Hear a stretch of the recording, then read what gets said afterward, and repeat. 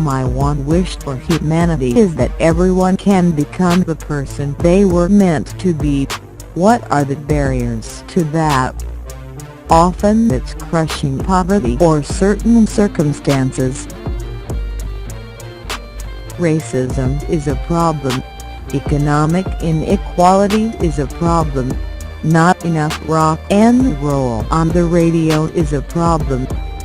But all those problems will become insignificant when the oceans rise in a way that threatens organized human activity. I saw Purple Rain in the summer of '84, and, Spinal Tap notwithstanding, it's the greatest rock and roll film of all time. There's so much Prince coming that you have to remind yourself he's also a breathtaking guitar player. Paul Ryan's love of Rage Against the Machine is amusing, because he is the embodiment of the machine that our music has been raging against for 2 decades. The way corporate media likes to portray America is as a homogeneous whole that high-fives each other at the Super Bowl. But what we have is a grotesque disparity between the rich and poor that is only getting wider. My parents met in Kenya. My father is African, is Kenyan. The Kenyan side of my family was involved in the anti-colonial movement.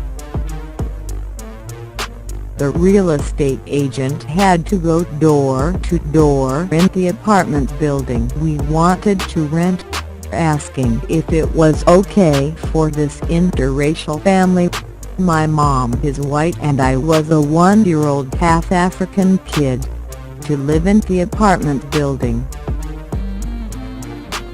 I think that there are artists of different genres whose calling is to use their art to hope to affect and better the human condition, whether it's System of a Down, or Rage Against the Machine, or Public Enemy, or The Clash, Bruce Springsteen, or Pete Seeger. It's a group that I'm proud to be counted among. I am not the least bit surprised that injustice persists.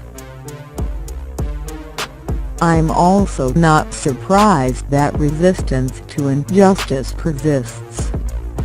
Then about 12 years ago it dawned on me that folk music, the music of Woody Guthrie and Phil Ochs, early Bob Dylan, Johnny Cash, Pete Seeger, could be as heavy as anything that comes through a Marshall stag.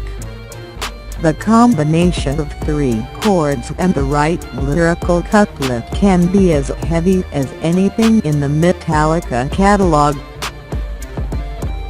We've been able to have our cake and eat it, too. Every song, every t-shirt, is absolutely the pure expression of what we want to do. And it connects. I came late to the genre of folk music. I was a fan of heavy music, first metal, then punk, then hip-hop. Music, I think, is best when it honestly explores personal demons, and it stirs around in the silt of the psyche to find out what's really there. I didn't grow up with my Kenyan family. I grew up in a small, conservative suburb of Chicago. I literally integrated the small town of Libertyville, Illinois. I was the first person of color to reside within its borders. Charles Manson loved the Beatles but didn't understand them. Governor Chris Christie loves Bruce Springsteen but doesn't understand him. And Paul Ryan is clueless about his favorite band, Rage Against the Machine. Underrated. That is the word that best describes Prince, the guitarist. Why? Because his phenomenal guitar playing was just one arrow in a quiver full of remarkable talents. There are many pop stars who are great performers, but there is no chart-topping pop star in history who could play guitar like Prince. Purple Rain, the album, is a great guitar record. I'm a Chicago Cubs fan. I grew up in Libertyville, Illinois, and attended my first game at Wrigley Field when I was 4. In the salary cap-free world of MLB, you get what you pay for, but only if you pay the most. I am not a superstitious person. Baseball is a business. Sure, we fans are wistful dreamers who fantasize about glory on the diamond, but to the people who hold the purse strings, the Cubs win the economic World Series every year. I've played hundreds of protests. I've marched on dozens of picket lines. I've strummed my guitar at innumerable demonstrations. The one thing that Hendrix had that is unique among extraordinary guitar players is he had songs that were on the radio.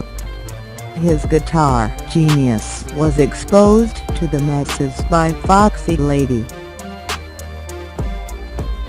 I named my son after Randy Rhoads, Rhoads Morello.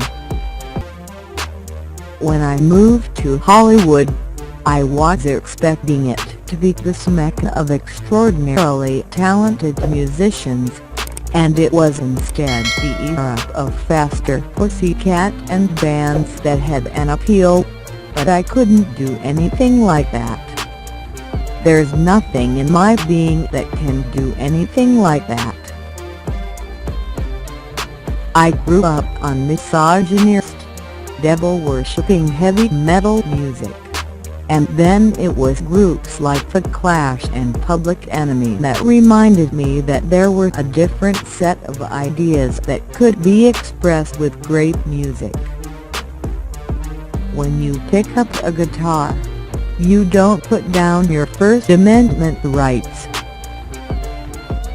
With guitar, I'd always mixed more sounds that occur in hip-hop, or occur on Crystal Method records, or occur at the zoo, so I've never been sort of tethered or have limited myself to the traditional rock and roll vocabulary.